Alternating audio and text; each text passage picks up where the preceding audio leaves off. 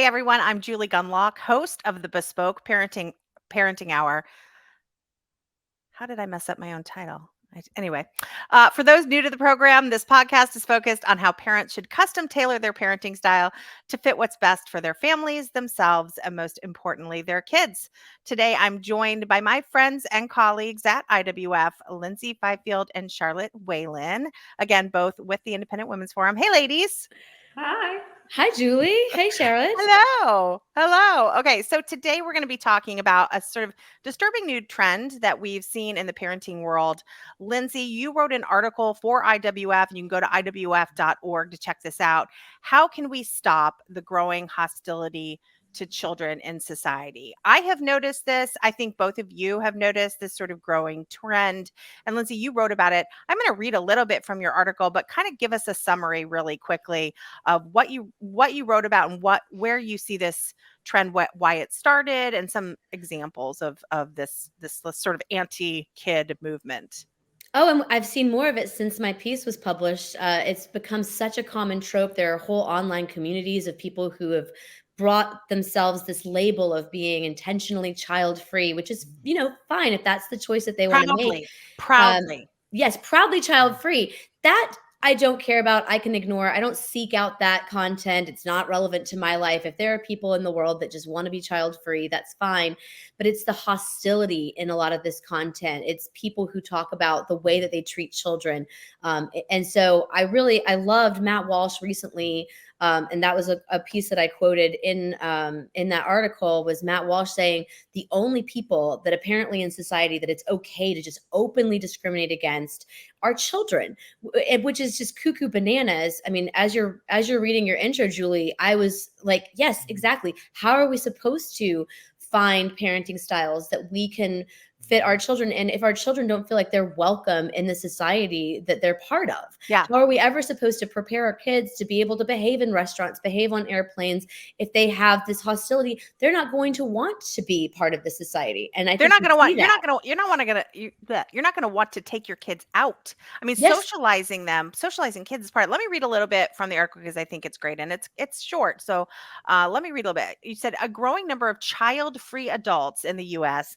are pushing policies and societal attitudes that are hostile to the very presence of children and against parental rights. Society should welcome and celebrate families. So why do families with small children, especially large families, and Charlotte, I'd love you to talk a little bit about this too, face so much hostility nearly everywhere we go?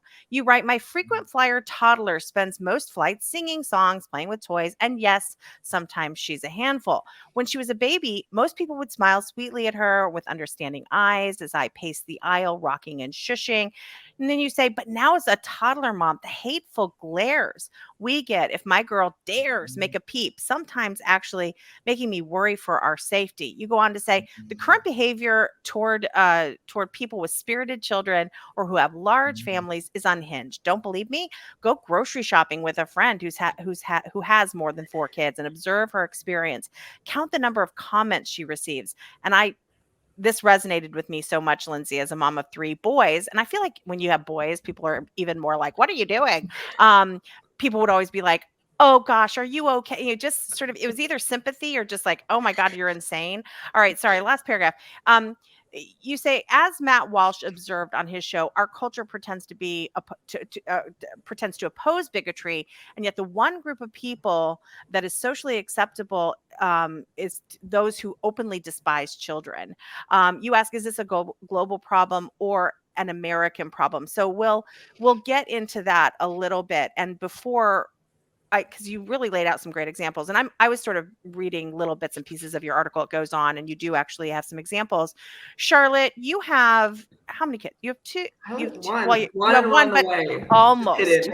Almost 2. Charlotte's currently pregnant, but me too. Are we both pregnant? Okay. Look at us. And I am not. I am not. Okay, I'm the non-pregnant person here. So, Charlotte, Whelan, you come from a large family, and so does your husband, correct? Isn't that correct?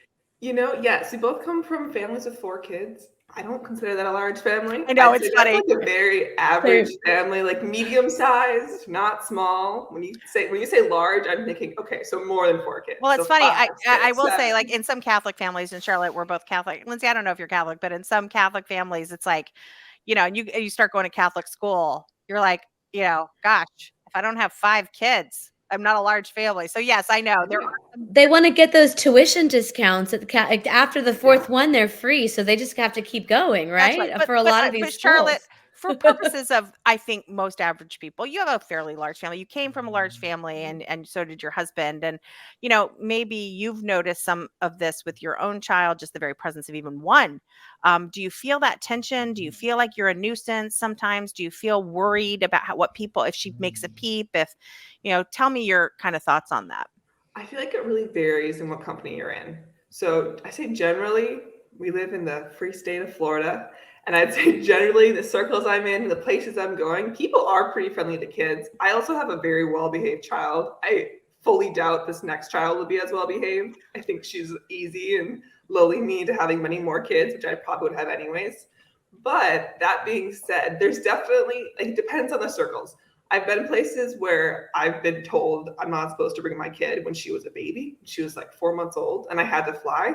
And I said, "Well, I'm coming, and she's coming, or neither of us are coming because I'm not going to leave her at home. It's up to you. You can decide on what you want to do." Yeah. But it definitely varies, and I do agree that I was what Lyndsey was saying in her article, that when you have a baby and you're flying, people are so helpful. They're so kind. They want, oh, like, baby's crying, don't worry, it's just their ears. It's just because I think they recognize that, like, babies really can't control things, but then they do lose patience with toddlers because toddlers can communicate. They can say more, they can do more. And I think a part of me wonders if it's a combination of, my mom is always telling me about the grandparents of her, like her friends who have grandkids they don't enjoy because they're not well disciplined. And I'm not saying, this is not in any way to imply that your child is well disciplined, Lyndsey. She sounds like, Oh no, she's the best. lovely, right? Yeah. But I do wonder if, like, there are parents who just totally permissive with their kids and let them get away with everything. And I wonder if that's hurting, like, general societal use of children. So that was the biggest piece of feedback I actually got. I'm glad that that you mentioned that, because a lot of the feedback that I got to my piece was from child-free people who said, I love well-behaved children. I love seeing children that are talkative and say, yes, ma'am, or no, ma'am. But it is parents that don't discipline their children or who let them run wild in restaurants. And that ruin it for the rest of us. They do ruin it for the rest of us. And so I do appreciate you saying that, because it is important, obviously, to at least, I think, signal that you're trying to control your toddler. Because, of course, we all know, I think, especially for child-free people, they don't understand that you can't control a 2-year-old all the time, and that they're going to have moments, especially if they're out of their nap schedule because they're taking a flight to grandma's house, that they're going to have maybe a little bit of a meltdown. And so as long as they can see that you are trying and you're not just on your phone and, like, ignoring their tormenting others, I think that is what a lot of people care about. And that was a lot of the feedback that I got from people. Also, we should be very clear. Child-free people, the community of people who call themselves that and who are hostile to children, are very different from people who want to have children, who want to get married, who just don't have kids yet, or maybe even have fertility issues. And I want to be really sensitive to that. Those are not child-free people who wear it as a badge of honor and who say they never want to have kids and hate children. These, there's a whole other class of people who don't have children yet, who are lovely to children and who are not mean. This is perhaps a good and I don't want to veer too far off of the subject of this podcast, but I'd love both of your opinions on, and Charlotte, I did not warn you ahead of this. So, if you're not aware of this, it's fine, because Lyndsey and I can talk all day. But, there was this Matt Walsh commentary that kind of went viral, and he commented on a young woman. I think she was in her 30s. All I have to say is shakshuka. Lyndsey, I know you know what I'm talking about, right? Charlotte, do you know what I'm talking about? Okay. So there was a woman, she goes on TikTok, and she's got her phone, like, right here, right? She's doing this kind of thing. And she's talking into the phone, and she's like, it's 10:30 in the morning. She goes, I went to a concert last night. I was out way too late. I drank way too much. okay, you're starting. And she's like, Yeah. and this morning I got up, I don't have kids. I don't have, I have she basically was saying like, I have this great life of no responsibilities and I'm going to teach myself how to make shakshuka and watch reruns of Friends. And like, it's a great life. But I couldn't help but detect a sense of, cause she even said in the video, when I start feeling bad that I'm not where I'm supposed to be. Clearly she's talking about, because she then references I don't have kids. Clearly she's talking about, I'm mid-30s and I'm not married and I don't have kids. And what she was trying to do is find a silver lining, but behind it was deep regret, and not necessarily regret, but just a longing for those things. I sensed that. Maybe it's because I'm a chick. Maybe it's I identified with that. I totally identified with that. Yeah. And I mean, I got married at 26 or 27.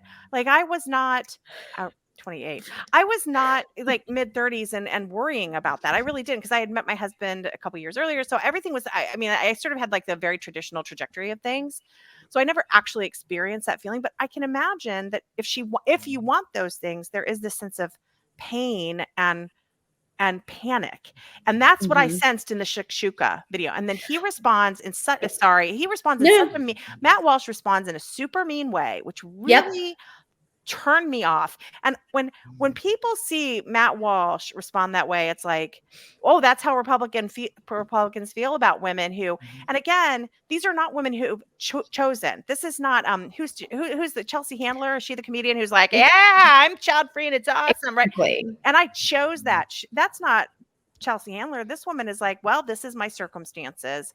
And so, how did it sounds like we all kind of reacted the same. Well, there was a swarm of people also that swarmed her, and it validated, she made another video after that saying, whoa, the hatred that I got.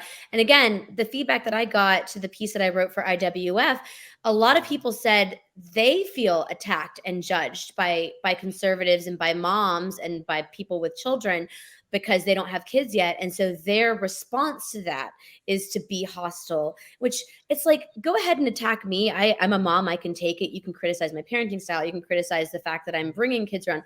Just don't attack my child. Like, don't make, scary faces or make my child think that they're unsafe. That's not okay. But I do think that there's a lot of this resentment and vitriol bubbling up because these people who feel judged for not having children, they're coming at it from like a coping mechanism. In the same way, before I got married and before I had children, I cried every Mother's Day in church. But then I would go to brunch afterwards and I'd see a struggling mom and I make a joke to my friends. Oh, glad that's not me. Right. Really, of course I'm not glad that's not me. And of course I'm just saying that because it protects your heart, because it's sad and you're sad. And so I see a lot of that both sides. And I think we have responded in a very wrong way. So when we're talking about solutions of like, how do we fix this problem? I do not think judging people and being nasty to them, especially if there's people who are they're not married yet, is not the answer. That's clearly not effective. And we opened by quoting Matt Walsh. I opened by saying he's exactly right. He nailed it when he said,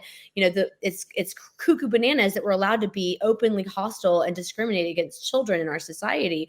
I'm with you, Matt, but I'm not with you when it comes to being nasty. That's not going to motivate anyone to become a mom. I think if anything, the girl's rant where she said, oh, I can do shakshuka and sleep in. What we should have responded with is, me too. I can still make shakshuka with a toddler becoming a mother. We need to encourage a culture that tells women, just because you become a mom doesn't mean you can't make shakshuka and you won't be able to ever sleep in again and you're going to just have to give your life away.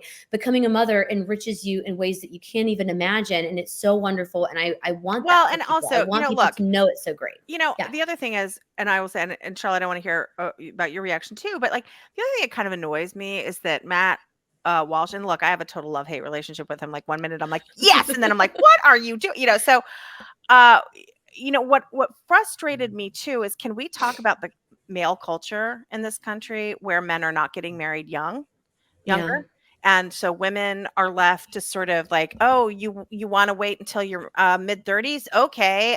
Then, and then you may not be able to have children as easily. And so like maybe Matt Walsh should talk to young men in this country. And look, I think there are a lot of men in this country that, are from certain religious traditions that are not going to wait till they're 35, right? They're going to find someone, early on in college or whatever.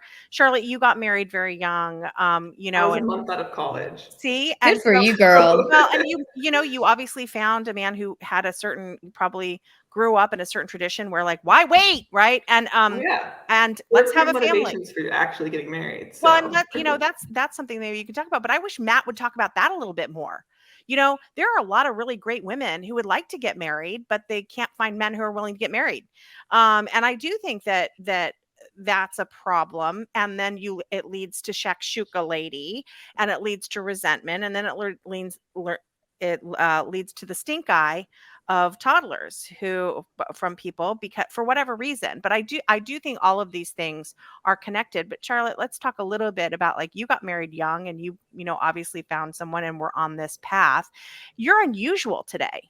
You're kind oh of yeah. counterculture. And was that a function of like your families or your friend group, or what do you see as why did that happen? I think it's because I found my husband young, honestly. Like I had a sense that either get married, like I'd find my husband young and get married young, or I was gonna be old. I don't know what old is in my mind. That might have been like I'm gonna be, late 20s or 30 or something. Like there were all these different ideas in my head when I was young. And I think part of me thinks it's luck. I think it's God's will, personally, right? But that I met my husband so young that he has a really stable job. So I could take my time finding a job and have like flexibility there. And we didn't have to worry about finances when starting a family.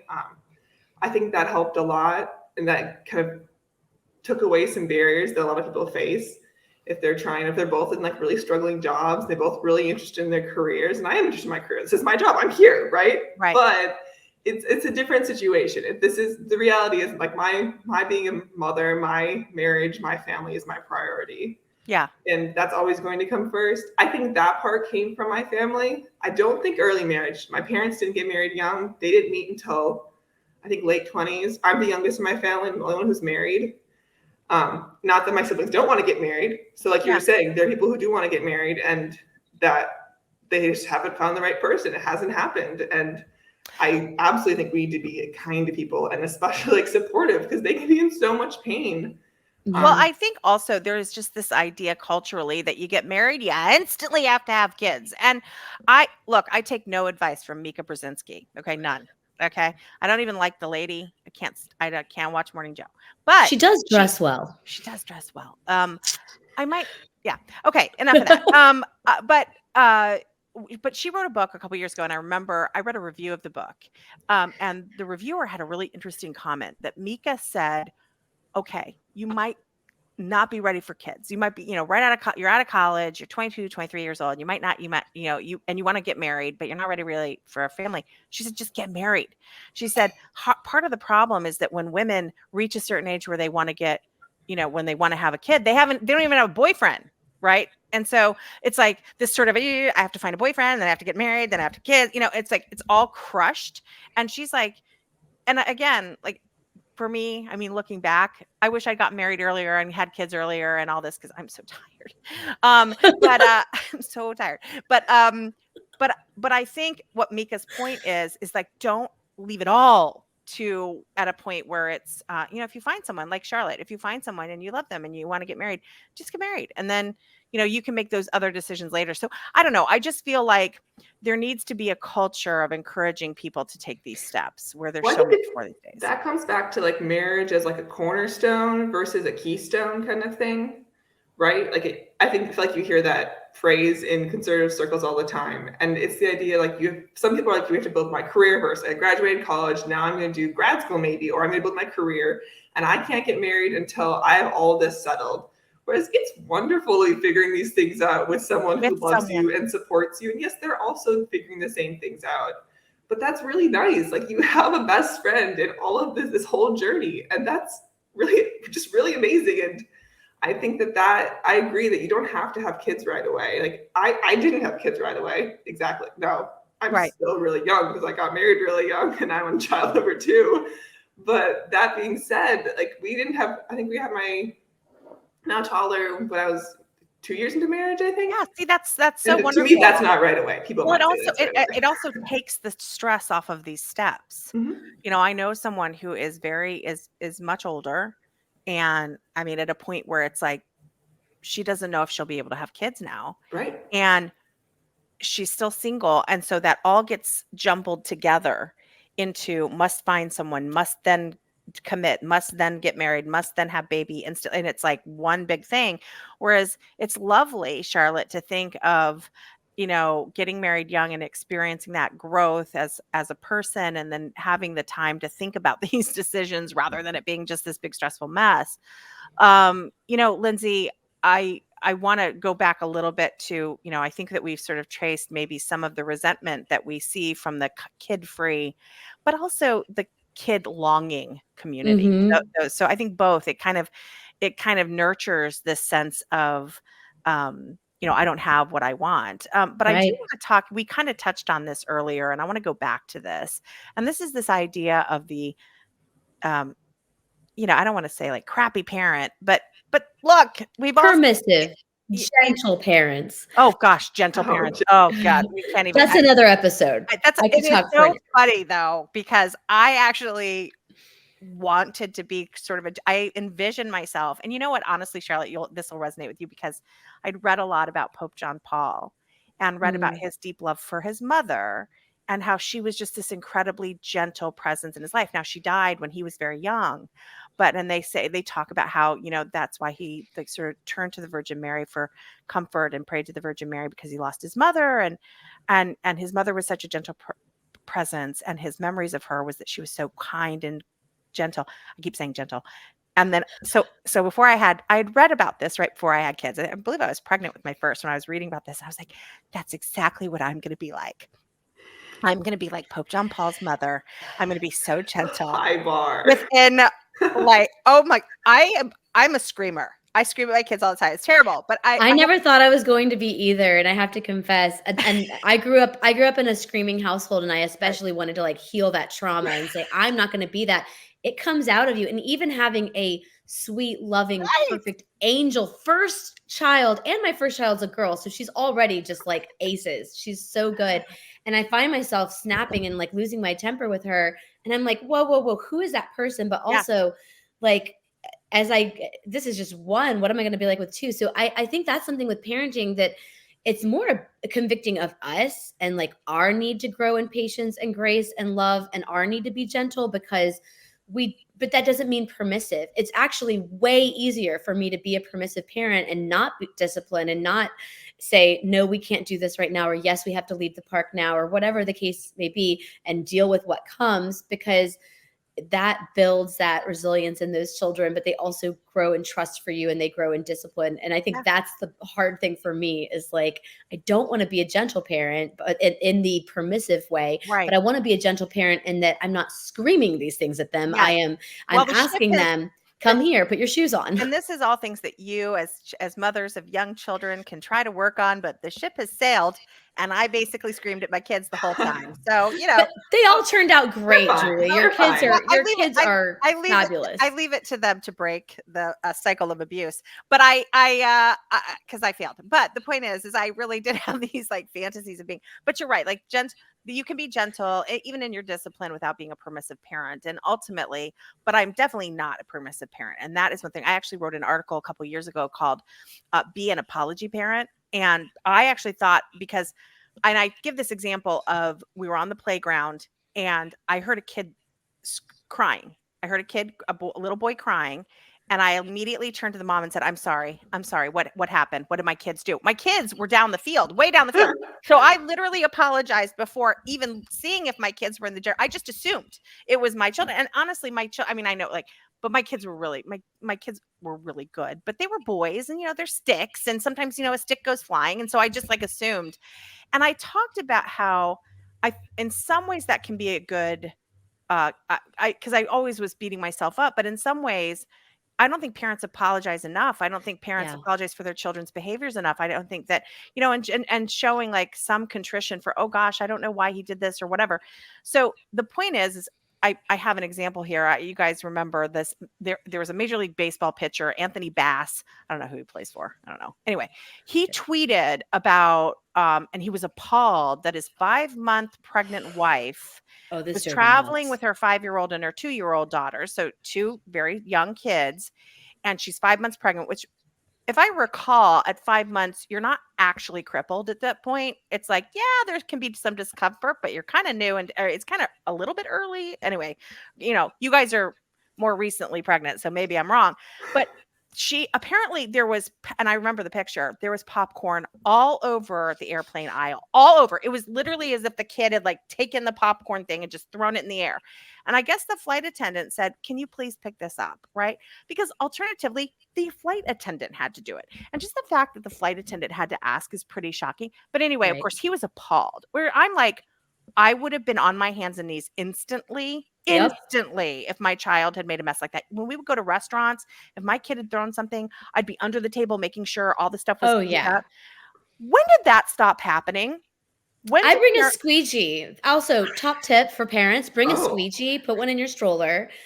They're great for cleaning off tables and under tables and everything, because it just like gets you don't have to touch anything. You don't have to touch anything. Yes. And I think a little bit of that backlash to him, but yes, appalling, was that he was just like maybe an oblivious dad and didn't realize that as moms, we are expected to but I just innately do that. Yes. I'm never going to leave a mess for someone else. I've worked in retail. I've worked in these positions, but also that's just I've never really seen anyone leave a mess like that. Even in restaurants with a big family or lots of kids, the stereotype that we leave these huge messes, maybe that was the boomer generation, but mine, certainly, we are like on top of it. And so for him, sure, if his pregnant wife had been traveling alone without him with 2 children, if she'd been alone and signaled, "Oh my gosh, I'm 5 months pregnant, I've got these 2 kids, I'm trying to pick this up," I guarantee you everyone around her would have offered to help and would have helped her clean it up, as long as she signaled that she was doing it. But the fact that she was traveling with her husband, they're still on the plane. It's not like they're going anywhere. What are you doing? Turn off your podcast, get on your knees, pick up the popcorn. This is a time. really simple solution. It's not like you're at the airport terminal and you're about to miss your flight and you're in an airport restaurant and they're asking you to clean up. That's different. You could say, "Oh, we got to catch our flight. Sorry," whatever. You're on the plane. You're not going anywhere. And so I think in situations like that, where he's like defensive of like, people are so mean to children or so mean to parents. A 5-year-old is also capable. Oh, the 5-year-old should be doing it. My 2-year-old cleans up. The 3-year-old and the 5-year-old should be on their hands and knees cleaning that stuff up. So I think the point one of you made earlier, which was so smart. It's like, look, there are a small group of parents that probably aren't doing that great, right? I mean, look, we see it in viral videos. Recently a young girl took a metal chair, threw it at her teacher. Teacher passed out. I mean, it's like unconscious on the ground. We see incredible violence and disrespect, also screaming, and teachers. I mean, I remember once rolling my eyes at a teacher and I had detention for a week. Okay. Yeah. I mean, I have trouble controlling my face, if you haven't noticed, and that got me in trouble. Yes. And so you think about culturally where our kids are today. It's not good. It's not in a good place.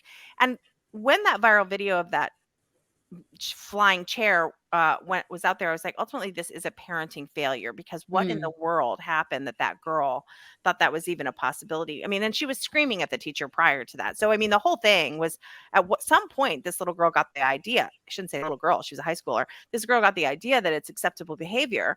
So there is something broken. And we mentioned the popcorn. That's sort of a mild example.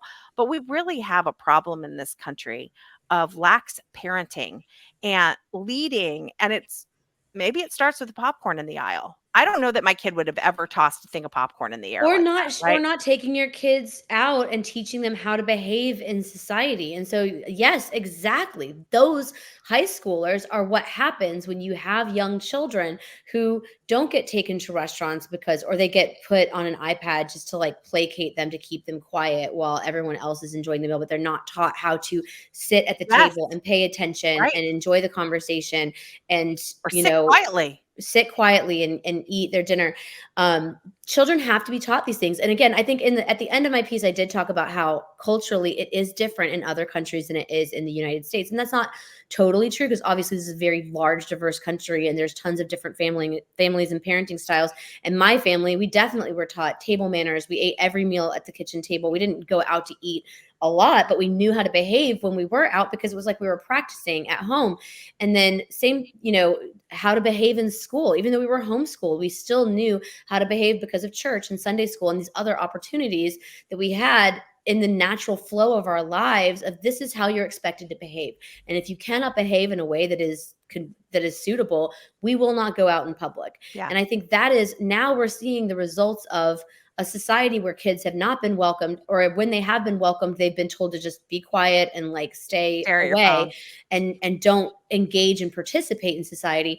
And now we see, I think that's just part of what we see now with the anxiety in teens only wanting to exist online, not even wanting to look people in the eye and have a conversation because they're not used to it, but then also not knowing how to behave in school or behave in life and talk to adults. Yeah. Listen, ladies, this has been a great conversation. I would love to have you back to talk about other sort of cultural issues. I also find that there aren't enough conservative moms sort of out there talking about these issues. So I really appreciate it. And again, visit iwf.org to check out Lyndsey's article. Let me get the title of it here. It is How Can We Stop the Growing Hostility to Children in Society? Sorry, I cut you off there. No, I appreciate it. No, that's great. Lyndsey also is writing a lot on parenting and other issues over at IWF. So check out her stuff there. And Charlotte also does writing over at iwf.org. So check both of their articles out. Ladies, thank you so much for coming on. Thanks for having us. Thanks, Julie. Thanks, guys. Great to talk to you. This podcast has been a production of the Independent Women's Forum. You can send comments and questions to me at julie.gunlock@iwf.org. Please help me out by hitting the subscribe button and leaving a comment or review on Apple Podcasts, Acast, Google Play, YouTube, or iwf.org. Hang in there, parents, and go Bespoke.